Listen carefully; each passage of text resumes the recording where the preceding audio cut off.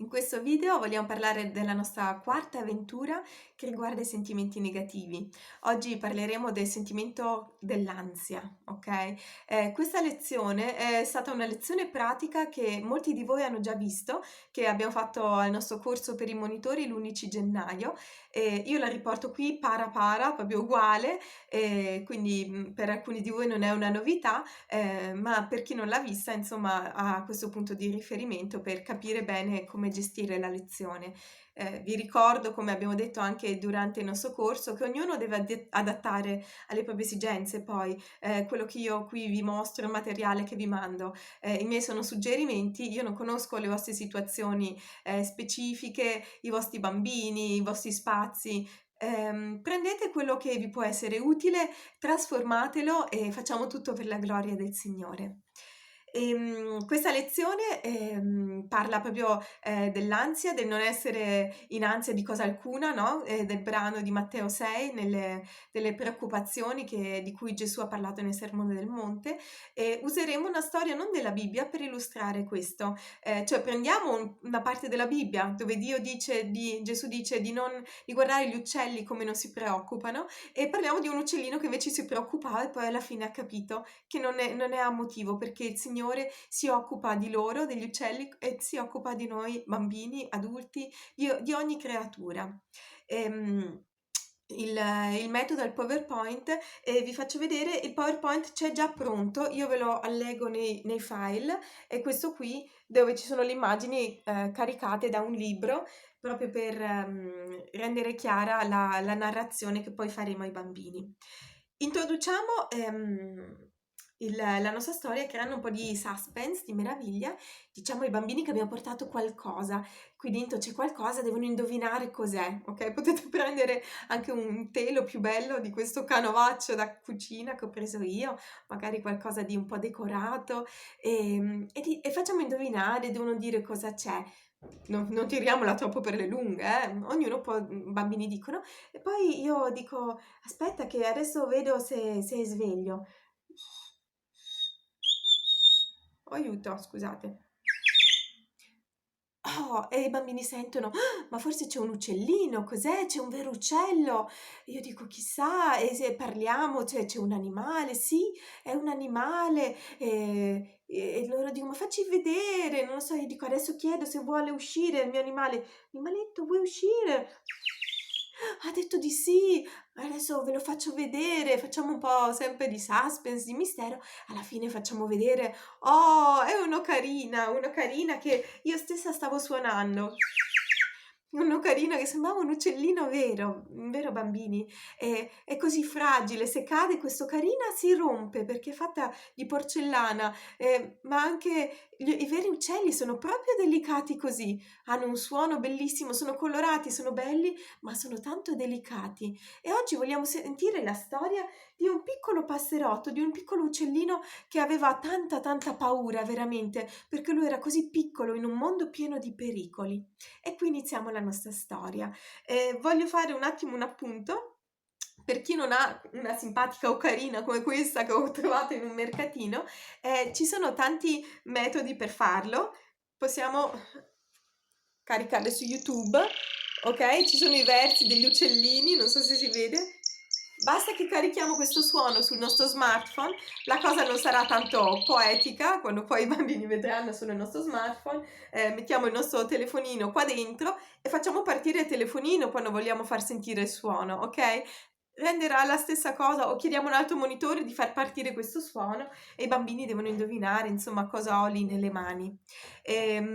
Raccontiamo quindi la storia con l'aiuto del PowerPoint, la storia di questo passerotto pauroso. Alla fine possiamo concludere, scusate, prendo qui anche il file, possono scoprire che per quanto tante volte siamo in ansia, siamo preoccupati, c'è Dio che è in controllo. Come il piccolo passerotto, capito, che non aveva motivo di preoccuparsi, anche se era piccolo, fragile, il mondo è pieno di pericoli, con Dio noi siamo al sicuro, no? Lo cantiamo anche nella nostra canzone ogni volta all'inizio, nell'introduzione. Se siamo sulla barca con Gesù, lui ha detto che ci protegge e lo farà.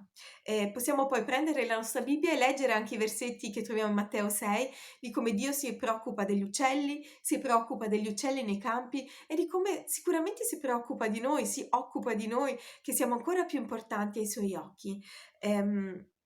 Possiamo concludere e dire che se mettiamo Dio al primo posto, sarà Dio stesso a darci l'aiuto ogni volta che saremo in ansia o in difficoltà. Vogliamo quindi ripassare il nostro versetto e possiamo dire ai bambini: tante volte abbiamo paura. Qual è il posto più sicuro che a noi viene in mente quando abbiamo paura o il posto dove noi ci possiamo nascondere? Eh sì, è il lettone di mamma e papà. Infatti il nostro versetto l'ho scritto proprio su una vecchia federa di un cuscino e per ripassare il nostro versetto dovete controllare se hanno imparato solo la seconda parte, questa, o se i più grandi magari hanno imparato anche la prima parte, allora scriviamo tutte e due le parti e lo ripassiamo dicendolo una volta insieme e poi lanciandoci il cuscino. Ognuno dice una frase, nella calma chi prende il cuscino va avanti e nella fiducia tira, sarà la vostra forza e così via. Ce lo lanciamo avanti e indietro come fosse una palla e ripassiamo intanto le frasi del versetto. Sarà sicuramente divertente, i bambini rideranno e effettivamente il lettone, no? È il posto dove ognuno di noi si sente molto al sicuro quando è un bambino.